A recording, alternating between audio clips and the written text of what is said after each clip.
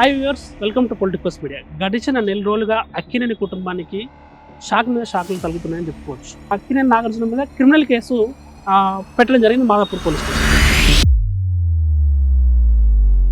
Criminal case పెట్టాలి అని ఆ క్రిమినల్ కేసు సెక్షన్లు ఏవైతే ఉంటే అవి యాడ్ చేయడానికి ప్రధాన కారణాలు ఇన్కన్వెన్షన్ కట్టి అక్కడ కోట్లాది రూపాయలు వ్యాపారం చేసుకున్నాడు. మరి 3,000 కోట్లల్లో 100 కోట్లు నాగార్జున ముక్కు విండి వసూలు చేస్తే ఇక్కడున్న మొత్తం ఆడ కూలిపోయిన శిథిలాలన్నీ బయటకు వెళ్ళిపోతాయి కదా. ఇప్పుడు అది కూలగొట్టి నెల రోజులు అయింది, నెల రోజులు పట్టినే ఉన్నారు. వెనకాల కాంగ్రెస్ పార్టీ ఉండి పురమాయిస్తే ఈ కసిరెడ్డి భాస్కర్ రెడ్డి వచ్చి అక్కినేని నాగార్జున మీద కేసు ఫైల్ చేసినట్టున్నారు. మేము హైడ్రాకు మొదటి ఫిర్యాదు ఇన్కన్వెన్షన్ ఇచ్చిన తర్వాత ఆ తర్వాత 4 ఫిర్యాదులు ఇవ్వడం జరిగింది. సో ఇప్పుడు అక్కినేని నాగార్జునకు సంబంధించిన ఇష్యూ మీద కొండా సురేఖ వ్యాఖ్యలు సమర్పిస్తారు. Hi viewers, welcome to Politicos media. గడిచిన నెల రోజులుగా అక్కినేని కుటుంబానికి షాక్ మీద షాక్లు తగ్గుతున్నాయని చెప్పుకోవచ్చు. అయితే ముందుగా హైడ్రా ఏర్పాటై ఎన్ని కన్వెన్షన్ సెంటర్ కూల్చేసింది, అది ఒక షాక్. తర్వాత ఏదైతే నాగ చైతన్య శోభిత ఎంగేజ్మెంట్ జరిగిందో, వీళ్ళ ఎంగేజ్మెంట్ జరిగిన రోజే వేణుస్వామి వీళ్ళిద్దరు విడిపోతారని చెప్పేసి అని మళ్ళీ అక్కినేని కుటుంబంని వార్తలకు లాగడం జరిగింది. తర్వాత మళ్ళీ ఇదే ఎన్ని కన్వెన్షన్ సెంటర్ కూల్చేత మీద కేటీఆర్ ప్రస్తావన తీసుకొస్తూ, సమంత ప్రస్తావన తీసుకొస్తూ కొండా సురేఖ అక్కినేని కుటుంబం కేంద్రంగా సంచలన వ్యాఖ్యలు చేయడం జరిగింది. అంటే ఇక్కడ కూడా మళ్ళీ అక్కినేని కుటుంబం వార్తలు నిలవడం జరిగింది. తర్వాత ఈ కొండా సురేఖ చేసిన జుగుత్సాకరమైన వ్యాఖ్యలకు నొచ్చుకున్న అక్కినేని నాగార్జున పరువు నష్టం దావా వేస్తూ 100 కోట్లకు పరువు నష్టం దావా వేస్తూ ఆయన కోర్టును ఆశ్రయించడం జరిగింది. ఈ సందర్భంలో అంటే కొండా సురేఖ వర్సెస్ అక్కినేని కుటుంబం అనే వాతావరణం అంతా ఉన్నటువంటి సందర్భంలో అక్కినేని నాగార్జున మీద కేసు వేస్తూ జనం కోసం అధ్యక్షుడు కసిరెడ్డి భాస్కర్ రెడ్డి ఈ అక్కినేని నాగార్జున మీద క్రిమినల్ కేసు వేసి మాదాపూర్ పోలీస్ స్టేషన్లో వేయడం జరిగింది. అంటే గడిచిన నెల రోజులుగా వాతావరణం అంతా కూడా అక్కినేని కుటుంబానికి షాక్ ఇచ్చే విధంగానే ఉన్నాయి. ఈ జనం కోసం స్వచ్ఛంద సంస్థ అధ్యక్షుడైన కసిరెడ్డి భాస్కర్ రెడ్డి ఏదైతే ఇన్కన్వెన్షన్ సెంటర్ ఉందో దాని కూల్చివేతలో కీలక పాత్ర పోషించారు. ఆ ఇన్కన్వెన్షన్ సెంటర్ అక్రమ నిర్మాణం అని చెప్పి అది ఆ చెరువులో 3 ఎకరాల 30 గుంటల జాగాను ఆక్రమించి కట్టారని చెప్పేసి పూర్తి సాక్ష్యాధారాలతో హైడ్రా కమిషనర్ రంగనాథ్ ఫిర్యాదు చేస్తే ఆ ఇన్కన్వెన్షన్ సెంటర్ కూల్చేసింది హైడ్రా. అంటే అదే వ్యక్తి మళ్ళీ ఇప్పుడు ఈ జనం కోసం స్వచ్ఛంద సంస్థ అధ్యక్షుడైన కసిరెడ్డి భాస్కర్ రెడ్డి సేమ్ అదే వ్యక్తి మళ్ళీ ఈ రాజకీయం అంతా అట్టుడుకుతున్న సందర్భంలో, అంటే సినీ ఇండస్ట్రీ కూడా ఏకమైపోయి సినీ ఇండస్ట్రీ వర్సెస్ రాజకీయం అని జరుగుతున్న నేపథ్యంలో మళ్ళీ వీరెళ్ళి అక్కినేని నాగార్జున మీద క్రిమినల్ కేసు పెట్టడం జరిగింది మాదాపూర్ పోలీస్ స్టేషన్లో. అంటే ఇలాంటి ఉడుకు వాతావరణంలో, ఇలాంటి దగడ వాతావరణంలో ఎన్ని కన్వెన్షన్ సెంటర్ కూల్చివేత మీద కేసేసిన వ్యక్తి ఈ కసిరెడ్డి భాస్కర్ రెడ్డి గారు ఎందుకు నాగార్జున మీద క్రిమినల్ కేసు పెట్టాల్సి వచ్చింది అనేది వారి మాటలు అడిగి తెలుసుకునే ప్రయత్నం చేద్దాం. నమస్తే సార్. యాక్చువల్గా ఏంటంటే అంత వాతావరణం అంతా, రాజకీయ వాతావరణం అంతా కొండా సురేఖ వర్సెస్ అక్కినేని ఫ్యామిలీ మధ్యలో సమంత కేటీఆర్ ఇట్లా జరుగుతుంది. ఈ ప్రాసెస్లో సడన్ గా మీరు వచ్చేసి మళ్ళీ అక్కినేని నాగార్జున మీద కేసు నమోదు చేశారు మాదాపూర్ పోలీస్ స్టేషన్లో అని. అంటే అందరూ ఒకంత షాక్ గురయ్యారు. అసలు నాగార్జున మీద మీరు క్రిమినల్ కేసు అది కూడా ఎందుకు వేయాలని అనుకున్నారు? ఆ ఫిర్యాదు చేయడానికి గల కారణాలు ఏంటి? గత నెల 24వ తారీఖున ఇన్కన్వెన్షన్ను హైడ్రా కూల్చివేసింది. 24వ తారీఖున ఇన్కన్వెన్షన్ను హైడ్రా కూల్చివేసిన తర్వాత ఆ తర్వాత జరిగిన పరిణామాలు చూస్తుంటే చాలా ఆశ్చర్యానికి గురి చేస్తున్నాయి. ఇన్కన్వెన్షన్ అనేది తమ్మిడికుంట చెరువులో కట్టబడింది. ఇది తమ్మిడికుంట చెరువులో కట్టబడే ఈ ఇన్కన్వెన్షన్ 2024లో లోకాయుక్త మా యొక్క కేసును క్లోజ్ చేస్తున్న సందర్భంలో ఆ క్లోజ్ చేసిన ఆర్డర్లో ఇరిగేషన్ నార్త్ ట్యాంక్స్ డివిజన్ అందులో ఇచ్చిన రిపోర్ట్లో 3 ఎకరాల 30 గుంటలు ఇన్కన్వెన్షన్ కబ్జా చేసింది అనేది అందులో రిపోర్ట్లో లోకాయుక్త కేసు క్లోజింగ్ ఆర్డర్లో మాకు లభించింది. దాని ఆధారంగా మేము హైడ్రాకు ఫిర్యాదు చేసినాం. హైడ్రా చూసిన తర్వాత ఇది ఖచ్చితంగా ఇందులో పూర్తి స్థాయిలో ఆక్రమణలు జరిగినాయి. 3 ఎకరాల 30 గుంటలను నార్త్ ట్యాంక్స్ డివిజన్ ప్రభుత్వం యొక్క శాఖ, అది ఇరిగేషన్ వాళ్ళే లోకాయుక్తలో వేసిన తర్వాత దీని మీద చర్యలు ఎందుకు తీసుకోలేదని అప్పుడు హైడ్రా ఆశ్చర్యపడ్డది. రంగనాథ్ గారు ఆశ్చర్యపోయి మేము 20 నాడు ఫిర్యాదు చేస్తే 24వ తారీఖు నాడు దాని మీద చర్యలు తీసుకోవడం జరిగింది. ఇన్కన్వెన్షన్ 24 పోయిన నెల భూస్థాపితమైంది. భూస్థాపితమైన తర్వాత ఆ ఇన్కన్వెన్షన్ కూలగొట్టిన తర్వాత మరి హైడ్రా చేయాల్సిన పని ఏముండే? వెంటనే హైకోర్టుకు వెళ్ళాలా? ఆ ఎన్కన్వెన్షన్ ఎందుకు కూల్చినామని చెప్పాలా, ఆ చెరువు ఏ విధంగా మొత్తం విధ్వంసం జరిగింది చెప్పాలా, తమ్మిడి గుంటను పునరుద్ధరించాలి అనే ఒక పిటిషన్ హైకోర్టులో హైడ్రా వేయాల్సిన అవసరం ఉండే. నిజంగానే రాష్ట్ర ప్రభుత్వానికి చిత్తశుద్ధి ఉంటే ఈ హైడ్రా తోటి హైకోర్టులో వేసి కానీ లేకపోతే ఇరిగేషన్ శాఖతోటి కానీ ప్రభుత్వం కానీ వెంటనే హైకోర్టును ఇంప్లీట్ అయ్యి ఆ కేసులో ఏదైతే స్టేటస్కో హైకోర్టు ఇచ్చిన దాంట్లో వీళ్ళు అందులో పోయి వీళ్ళు దాంట్లో ఫైల్ చేయాల్సిన అవసరం ఉండే. మరి నెల రోజులు ఎందుకు పట్టింది? అంటే కూల్చివేతల అనంతరం హైడ్రా దాని మీద సరిగ్గా పనిచేయలే. ఎందుకంటే ఆ చెరువు ఇంకా రాను రాను అది కుదించకపోయిన సందర్భంలో కూల్చివేసిన మొత్తం దానికి సంబంధించిన ఏదైతే కూల్చివేసిన శిథిలాలన్నీ చెరువులో ఉండడం వల్ల ఆ చెరువు మరింత విధ్వంసమైంది అనే బాధతోటి. అదే నాగార్జున ఏం చేసింది ఉండే మరి ఇప్పుడు ఇవన్నీ బాధలు తప్పాలంటే ఈ విమర్శలన్నీ ఆయన వైపు రాకుండా ఉండేటట్టు ఆయన ఏం చేస్తే రాకుండా ఉంటుండే అంటే కూల్చివేత. వాస్తవంగా చెప్పాలంటే నాగార్జున ఎక్కడైతే నిర్ణయం చేసిండో ఎన్కన్వెన్షన్ అక్కడ కట్టడంలోనే తప్పు చేసిండు, చెరువు కబ్జా చేసిండు. వాస్తవాలు గ్రహించుకొని ఇప్పటికైనా ఒక మంచి ప్రముఖుడు, ఒక సెలబ్రిటీ ఇప్పుడు కూడా ఆయన పునరాలోచించుకోవాలి.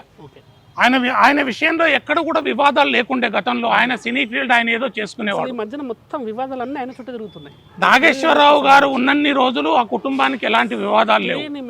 అయితే కుటుంబ పెద్ద ఇప్పుడు అక్కినేని నాగార్జున గారు మంచి సౌమ్యుడు అనే పేరు కూడా ఉన్నది, మంచి హీరో, లక్షలాది మంది అభిమానులు ఉన్న హీరో. ఆయన సినీ జగత్తులో ఆయన సంపాదించిన సంపాదన కింద ఒక ఎన్కన్వెన్షన్ పెద్ద లెక్క కాదు. ఈ సందర్భంగా జనం కోసం ఒకటే కోరుతుంది అక్కినేని నాగార్జున గారిని, ఆ కుటుంబాన్ని, ఈ వివాదాలన్నిటికీ కేంద్ర బిందువు ఎన్కన్వెన్షన్. ఆ ఎన్కన్వెన్షన్ సమస్య పూర్తి స్థాయిలో పరిష్కారం కావాలంటే తమ్మిడికుంట పూర్తి స్థాయిలో పునరుద్ధరించబడాల. పునరుద్ధరించి ఇగో అక్కినేని నాగార్జున మొదలు ఏదో తెలియక తప్పు చేసినా తర్వాత సరిదిద్దుకున్నాడు అనే ఒక మంచి పేరు నీ యొక్క ఎవరైతే ఉన్నారో నీ అభిమానుల్లో వస్తుంది, ఆంధ్రుల తెలుగువారి గుండెల్లో కూడా నువ్వు నిలిచిపోతావు. ఇప్పుడు నిజంగా చెప్పాలంటే నాగార్జున ఫ్రస్ట్రేషన్లు ఉన్నట్టే. ఇప్పుడు సమంత విడాకుల కోడలు విడాకులు అవ్వడము, ఎన్కన్వెన్షన్ కూల్చేత అవ్వడము, దాని చుట్టూతా ఈ రాజకీయ వ్యాఖ్యలు, ఈ పరుష పదజాలంతో వ్యాఖ్యలు చేయడం, ఇదంతా కూడా ఆయన ఇప్పుడు దాదాపు నాకు తెలిసి ఫ్రస్ట్రేషన్లు ఉండొచ్చు. ఈ ఫ్రస్ట్రేషన్లో మీరు కేసు పెట్టారు ఆయన ఫ్రస్ట్రేషన్లో, దీనికి ఇంకా ఫ్రస్ట్రేషన్ ఫీల్ అయ్యి అప్పుడు మీ మీద ఏమన్నా చేస్తే అప్పుడు మీ పరిస్థితి ఏంది? అట్లా మీకు అనిపిస్తలేదా? ఎప్పుడే కానీ యుద్ధ రంగంలో దిగే సైనికుడు ఏం జరుగుతుందో నా ప్రాణం పోతుందేమనే ఆలోచనతో యుద్ధ రంగంలో సైనికుడు దిగడు. ఒక ఎన్జిఓ ఉద్యమం చేసేవాడు అన్ని రకాల ఏవైనా కానీ బెదిరింపులు కానీ ఇంకేమన్నా కానీ అన్ని రకాల ఎలాంటి ఇక్కట్లు వచ్చినా కూడా ఎదుర్కోవడానికి సిద్ధంగా ఉన్నవాడే ముందుకెళ్తాడు.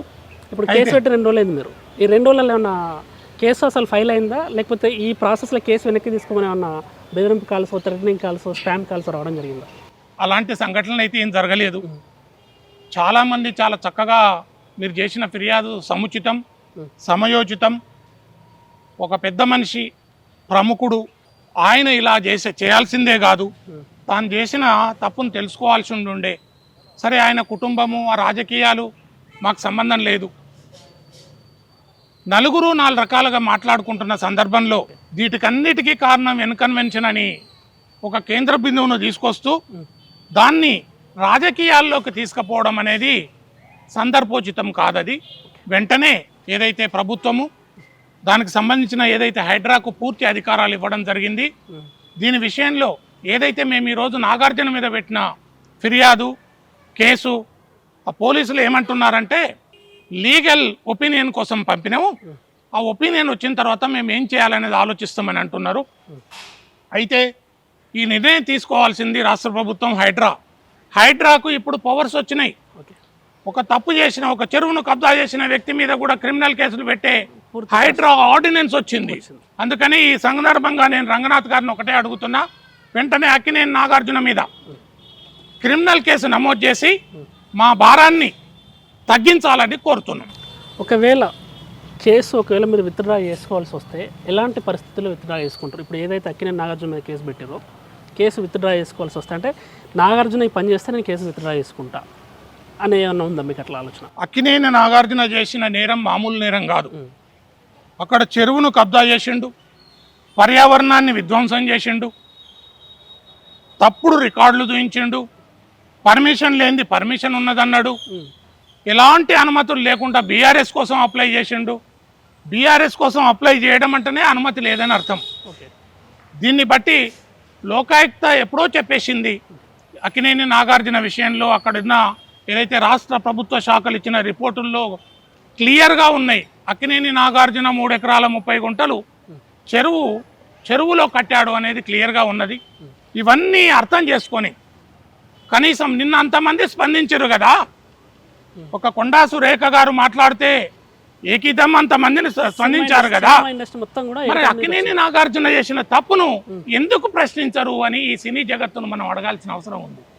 నాగార్జున అంటే నువ్వెట్లా ఆ తమ్మిడి కుంటను కబ్జా పెట్టినావు, అలా ఈ చెరువులో నువ్వు ఎందుకు కన్వెన్షన్ కట్టినామని ఈ సినిమా హీరోలందరూ అడగాల్సిన అవసరం లేదా? ఆయన చేసింది తప్పు అని చెప్పాలా? అంటే ఇప్పుడు సమంత విషయంలో ఏదైతే ముందుకు వస్తున్న సినీ ఇండస్ట్రీ ఉందో, అప్పుడు ఎన్ని కన్వెన్షన్ను కూడా అక్రమ కట్టడం చేసినప్పుడు, ఆ చెరువును మొత్తం కబ్జా చేసినప్పుడు అప్పుడు మీరు ఎందుకు స్పందించలేదని మీరు ప్రశ్నిస్తున్నారు. ఇప్పుడు అక్కినేని నాగార్జున మీదకి ఈగ వాళ్ళనిస్తలేరు సినీ జగన్ అంతా ఒకటైంది. మరి అక్కినేని నాగార్జున చేసిన తప్పును కూడా తప్పని చెప్పాలి కదా. ఇప్పుడు అక్కడ అన్ని రిపోర్ట్లు, ప్రభుత్వ శాఖలో అన్ని రిపోర్ట్లు కన్వెన్షన్ చెరువులో ఉందని రిపోర్ట్లు ఉన్నాయి. లోకాయుక్తలో క్లియర్గా ఉన్నాయి. Typed return document, certified document. ఆ డాక్యుమెంట్లో క్లియర్గా లోకాయుక్త చెప్పింది 3 ఎకరాల 30 గుంటలు కబ్జా చేయబడింది అని. మరి 3 ఎకరాల 30 గుంటలు కబ్జా చేయబడిందని లోకాయుక్తలో ఉన్న తర్వాత ఇంకేముంది? ఇంకా ఆలోచించాల్సింది ఏముంది? మరి ఇక్కడ నాగార్జున తప్పు చేయలేదని మీరు అందరూ సపోర్ట్ చేస్తురే. మరి నాగార్జున అప్పుడు తప్పు చేస్తే మీరందరూ ఎందుకు మౌనంగా ఉన్నారు? అంటే దొంగను కాపాడుతున్నారా? ఒక దొంగతనం చేసినోడు మనోడైనా మందైనా ఒక స్థాయిలో ఉన్నవాడు అది తప్పును తప్పుగా చెప్పాలనేది జనం కోసం వీళ్ళందరినీ డిమాండ్ చేస్తున్నారు. Thank you. ఇది కసిరెడ్డి భాస్కర్ రెడ్డి గారు చెప్తున్నటువంటి కారణాలు. ఏదైతే అక్కినేని నాగార్జునపై క్రిమినల్ కేసు వేయడానికి గల కారణాలేమో ఆయన మాటల్లో చెప్పారు. దీనికి సంబంధించి మరిన్ని అప్డేట్స్ కోసం మీరు ఫాలో అవుతుండండి politicals media. Please subscribe to the channel and download the Politicos app from the links in the description. Please subscribe to the channel and download the Politicos app from the links in the description.